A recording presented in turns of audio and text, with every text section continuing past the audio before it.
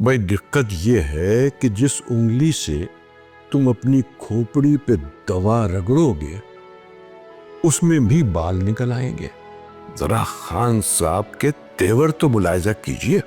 Duty روم کے کونے میں بیٹھے ہوئے ایک شخص نے کہا، جی نہیں، ریل کا انجن دیکھتا ہوں، ریل کا انجن. خان صاحب نے اٹھلا کے کہا. اور کچھ لوگ ایسے بھی تھے جو نہایت کامیابی سے مختلف قسم کے نفع بخش مشاغل سے وابستہ تھے.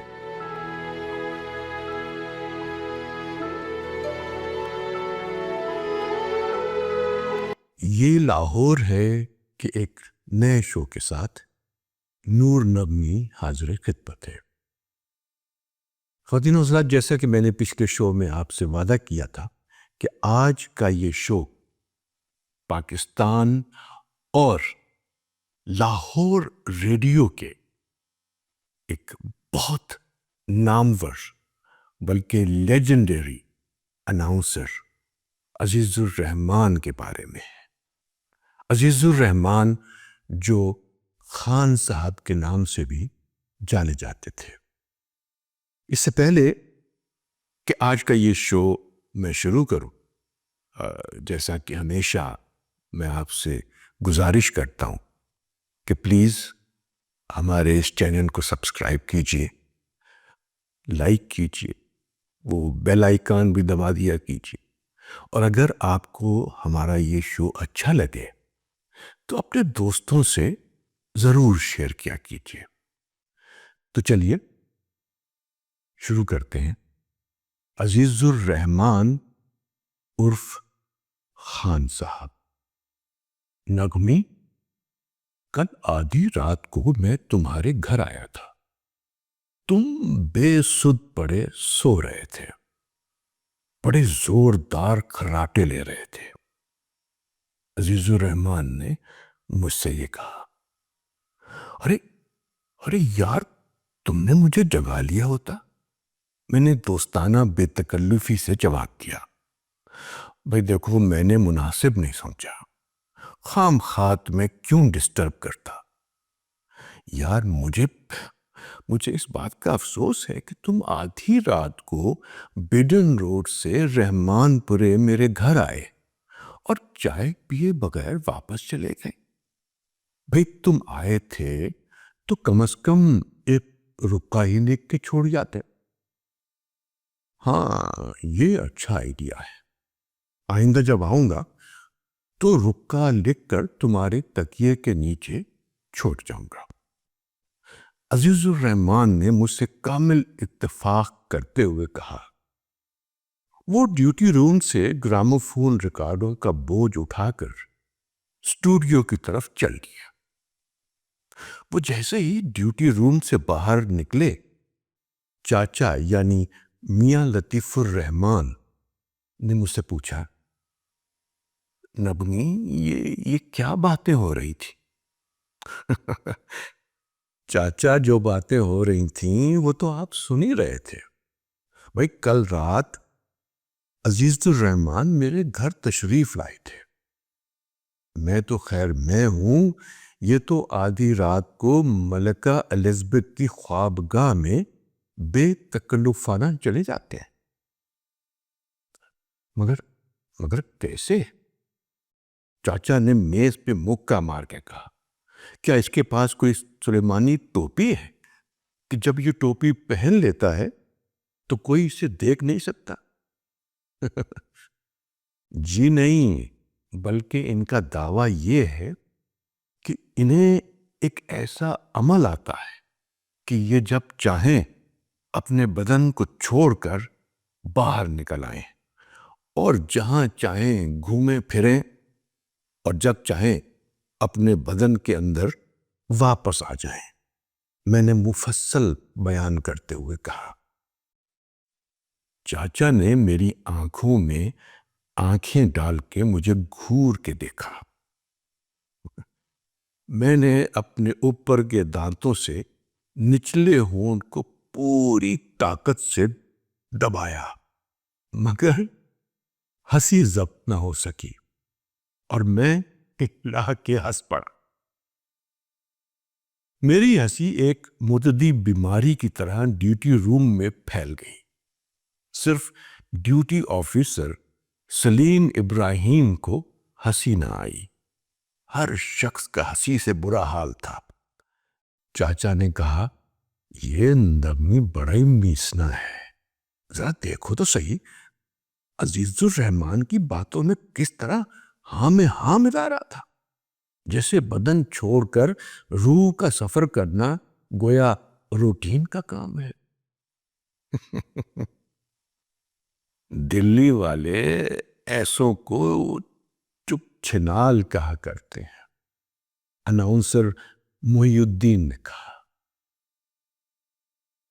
ہاں، آج میں اپنے پیارے شہر لاہور سے ہزاروں میل دور یا امریکہ میں ان لٹی ہوئی محفلوں کو یاد کرتا ہوں تو کلیجہ منہ کو آتا ہے۔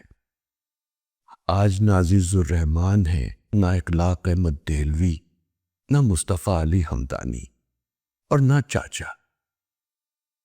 ارے سب کے سب مر گئے، سب کی روحیں اپنے اپنے بدن کو چھوڑ کر نکل گئیں۔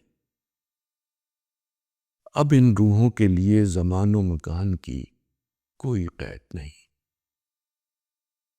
عزیز الرحمان کا انتقال ہو چکا ہے، مگر میرا حافظہ اللہ کے کرم سے روشن و تابناک ہے۔ تمام باتیں مکمل جزیات کے ساتھ مجھے یاد ہے، اور یقیناً اسی لیے یاد ہے تاکہ میں انہیں لکھ کر اور ہمیشہ ہمیشہ کے لیے ان کو محفوظ کر دوں۔ لیجئے، عزیز الرحمان کل کے کل میرے سامنے کھڑے مسکرا رہے ہیں۔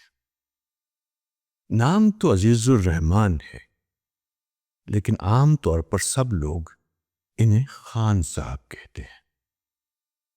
مائل بس صباحت رنگ، میرے اندازے کے مطابق قد 5 فٹ 4 انچ، اکہرا بدن، براڈ کاسٹنگ کے لیے نہایت موزوں آواز، ریڈیو پاکستان لاہور کے نہایت مقبول اور ہرگل عزیز اناؤنسر، مگر تنخواہ فقط 300 روپے ماہوار۔ لیکن ذرا خان صاحب کے تیور تو ملاحظہ کیجئے۔ انہوں نے ازرائے تفریح اپنے بیوی بچوں سمیت کراچی جانے کا فیصلہ کیا۔ 3 ہفتے کی رخصت منظور ہو گئی کہ اتنے میں ہوا یہ کہ مظفر حسین، جو کہ ایک اناؤنسر تھے وہاں پہ، بہت بیمار ہو گئے۔ ان کی بیماری کی درخواست کے ساتھ ان کے ڈاکٹر کا سرٹیفکیٹ بھی آ گیا کہ وہ اتنے علیل ہیں کہ اپنے فرائض سر انجام نہیں دے سکتے۔ عبد الباسط پریزنٹیشن آرگنائزر یعنی PNO تھے۔ انہوں نے عزیز الرحمان کی رخصت منسوخ کر دی اور تحریری طور پر اطلاع دے دی کہ چونکہ مظفر حسین بہت بیمار ہیں، اس لیے آپ کی چھٹی منسوخ۔ اپنی ڈیوٹی پر واپس آ جائیے۔ خان صاحب کا غصے سے برا حال۔ ریڈیو اسٹیشن تشریف لائے اور باسط کی میز پر زور سے مکہ مار کے بولے، میں نے اپنی فیملی کی خاطر کراچی جانے کے لیے ہوائی جہاز چارٹرڈ کیا ہے۔ تمام انتظامات مکمل ہو چکے ہیں۔ اب میں کیا 300 روپلی کہ اس ذلیل نوکری کے لیے چارٹرڈ کیے ہوئے ہوائی جہاز کی پرواز منسوخ کر دوں؟ خان صاحب ہمیشہ 300 روپلی کے بجائے 300 روپٹی کہا کرتے تھے، نہ جانے کیوں۔ ہاں، تو عزیز الرحمان نے اپنے افسر فی الفور باسط کی میز پر ایک اور مکہ رسید کرتے ہوئے کہا، ارے 300 روپٹی تو ریڈیو کی کینٹین میں دوست احباب کو چائے پلانے ہی پر اٹھ جاتے ہیں۔ یہ نوکری تو میں نے اپنے شوق کی خاطر کر رکھی ہے۔ خان صاحب ہمیشہ یہی ظاہر کرتے تھے کہ وہ متعدد قسم کے کاروبار کرتے ہیں اور لاکھوں میں کھیل رہے۔ ایک دن ڈیوٹی روم میں کسی نے ان کی باتوں سے محض لطف اندوز ہونے کی خاطر ان سے پوچھ لیا، خان صاحب آپ آج کل کیا کر رہے ہیں؟ انجن بیچتا ہوں، خان صاحب نے ارشاد فرمایا۔ انجن جو آنکھوں میں لگاتے ہیں؟ ڈیوٹی روم کے کونے میں بیٹھے ہوئے ایک شخص نے کہا، جی نہیں، ریل کا انجن دیکھتا ہوں، ریل کا انجن۔ خان صاحب نے اٹھلا کے کہا۔ ڈیوٹی روم میں بیٹھے ہوئے تمام احباب حیران و پریشان کہ یا اللہ، اس شخص کو کیا ہو گیا ہے؟ یہ بھلا ریل کا انجن کیوں کر بیچتا ہوگا؟ مجھے شرارت سوچی۔ میں نے کہا، بھئی یہ آپ لوگ آخر اتنے حیران و پریشان کیوں ہیں؟ خان صاحب واقعی انجن بیچتے ہیں۔ بھئی دیکھیے، ایک دن میں سویرے ان کے گھر گیا، میں نے اپنی آنکھوں سے دیکھا کہ یہ کھرے پر اکڑوں بیٹھے ہوئے ایک عدد انجن مانج رہے تھے۔ نغمی، تم مجھ سے جلتے ہو، مجھ سے حسد کرتے ہو۔ واقعی یہ تو حسد کی بات ہی ہے کہ آپ انجن بیچ سکتے ہیں اور میں نہیں بیچ سکتا۔ میرے اس فطرے پر ڈیوٹی روم میں ایک بار پھر قہقہا بلند ہوا اور وہ دیر تک بک بک جھک جھک کرتے رہے۔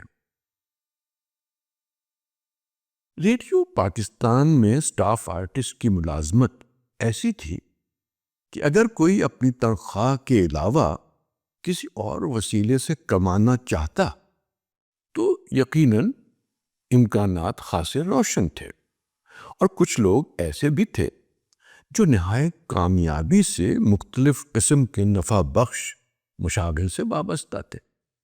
مثلاً دیہاتی پروگرام روزانہ صرف 1 گھنٹے کے لیے نشر ہوتا تھا، اور وہ بھی شام 6 بجے، یعنی 60 منٹ کا اس پروگرام کے نشر ہونے سے پہلے اور نشر ہونے کے بعد مرزا سلطان بیگ یعنی نظام دی اور عبداللطیف مسافر چودھری صاحب یکسر آزاد تھے۔ چنانچہ مسافر صاحب کاغذ کے کامیاب بیوپاری تھے اور پکے کاروباری۔ یہی حال مرزا سلطان بیگ کا تھا۔ وہ اپنی شہرت اور مقبولیت سے خاصا فائدہ اٹھاتے تھے۔ ان کے وسیع و عریض مراسم ہی ان کی روزی کا وسیلہ تھے۔ خان صاحب عزیز الرحمان بھی اگر چاہتے تو ریڈیو اسٹیشن کی 4 دیواری سے نکل کر اچھی خاصی کمائی کر سکتے تھے، مگر وہ تو صرف دعوے ہی دعوے کرتے تھے، حقیقتاً کچھ بھی نہیں کرتے تھے۔ شدید اقتصادی مسائل سے دوچار رہا کرتے تھے۔ اسی سبب سے وہ اس قسم کی باتیں کرتے تھے، یعنی یہ کہ اپنے جسم کو چھوڑ کر خالص روح کی حیثیت سے رات کے وقت ملکہ الزبتھ کی خوابگاہ میں چلے جاتے ہیں، یا یہ کہ آج کل میں ریل گاڑی کے انجن دیکھتا۔ ان کا حال یہ تھا کہ ہر فن میں ہوں استاد، مجھے کیا نہیں آتا۔ وہ علم نجوم میں بھی لاسانی ہونے سے لے کر گنجے پن کے شرطیہ علاج تک کے دعوے دار تھے۔ ایک دن اخلاق احمد دہلوی سے کہنے لگے، اخلاق، تمہارے سر پر تو اب ایک بال بھی باقی نہیں ہے۔ امی، تفکر، فکر و فلسفہ اور سر کے بال کبھی یکجا ہو ہی نہیں سکتے۔ اخلاق احمد نے جواب دیا، بھائی دیکھو، میں نے گنجے پن کی دوا ایجاد کر لی ہے۔ عزیز الرحمان نے انکشاف کیا، ارے واہ بھائی، تم نے تو کمال کر دیا، تو آخر وہ دوا مجھے کب دو گے؟ اخلاق احمد دہلوی نے مصنوعی طور پر نہایت درجہ مشتاق ہو کر کہا، حالانکہ وہ خان صاحب کی ان گپوں کو خوب جانتے تھے۔ بھائی اخلاق، دوا تو میں تمہیں دے دوں، مگر لگاؤ گے کیسے؟ عزیز الرحمان نے پوچھا۔ ارے بھائی، جیسے کہو گے ویسے لگا لوں گا، اخلاق احمد نے سعادت مندی سے جواب دیا۔ بھائی دیکھو، دوا میں انگشت شہادت ڈبو کر گنجی کھوپڑی پہ رگڑنا پڑے گا، خان صاحب نے فرمایا۔ ارے تو بھائی اس میں دقت کیا ہے؟ اخلاق احمد نے حیران ہو کے کہا۔ بھائی دقت یہ ہے کہ جس انگلی سے تم اپنی کھوپڑی پہ دوا رگڑو گے اس میں بھی بال نکل آئیں گے۔ عزیز الرحمان نے اخلاق کو خطرے سے آگاہ کرتے ہوئے کہا۔ مگر صاحب، اخلاق احمد نے جو جواب دیا وہ بھی یادگار ہے۔ خان صاحب، تم اس کی فکر ہی نہ کرو، جس انگلی میں بال نکل آئیں گے تو میں اس انگلی سے ٹوتھ برش کا کام لیا کروں گا۔ خان صاحب کی ان باتوں کا کوئی ذرا سا بھی مذاق اڑائے یا بے تکلفی کے طور پہ ہلکا سا مسکرا دے تو جی جان سے برا مان جاتے تھے۔ دوسرا بڑا شغل جو خان صاحب نے اختیار کر رکھا تھا وہ تھا بیٹیاں اور بیٹے بنانے کا۔ منہ بولی بیٹیاں اور منہ بولے بیٹے۔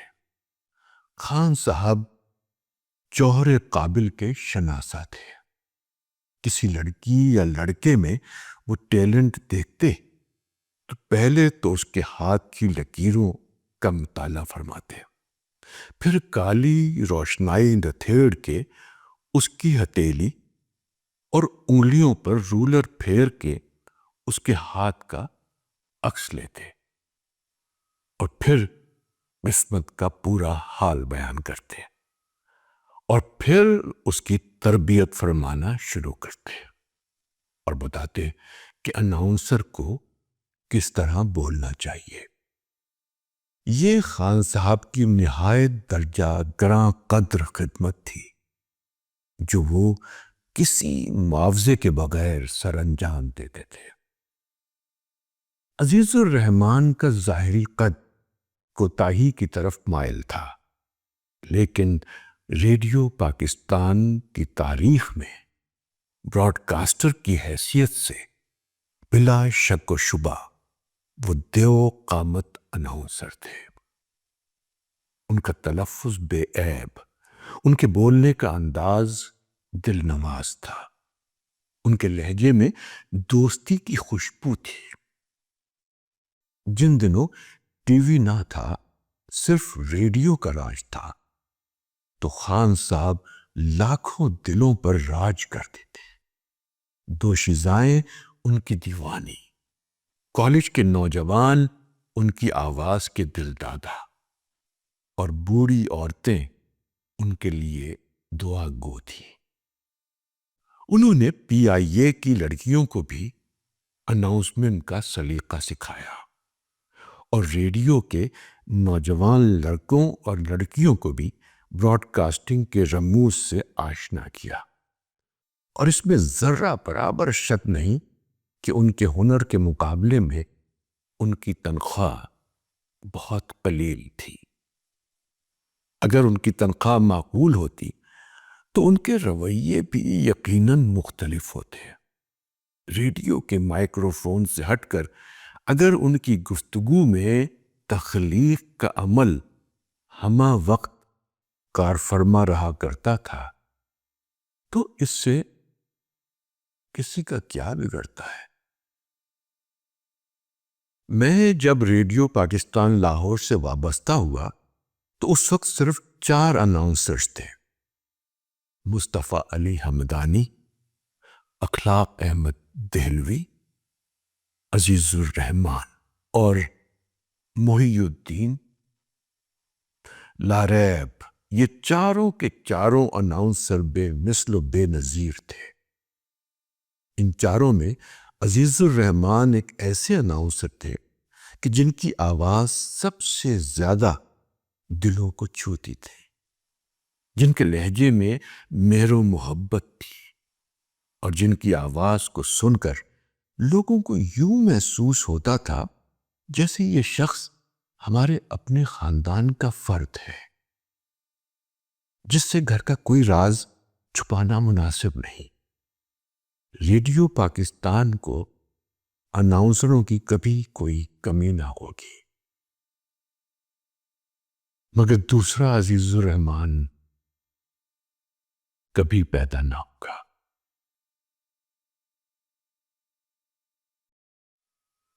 امید ہے آپ کو آج کا یہ شو اچھا لگا ہوگا، اور اگر اچھا لگا تو پلیز سبسکرائب کیجئے، لائک کیجئے، اور اگر بہت اچھا لگے تو اپنے دوستوں سے شیئر بھی کر دیجئے۔ اور چلتے چلتے ایک دفعہ پھر بتاتا چلوں کہ یہ سب کچھ جو میں پڑھ رہا ہوں یہ میرے والد ابو الحسن نغمی کی کتاب یہ لاہور ہے سے ہے، جسے لاہور سے سنگ میل پبلیکیشنز والوں نے شائع کیا ہے۔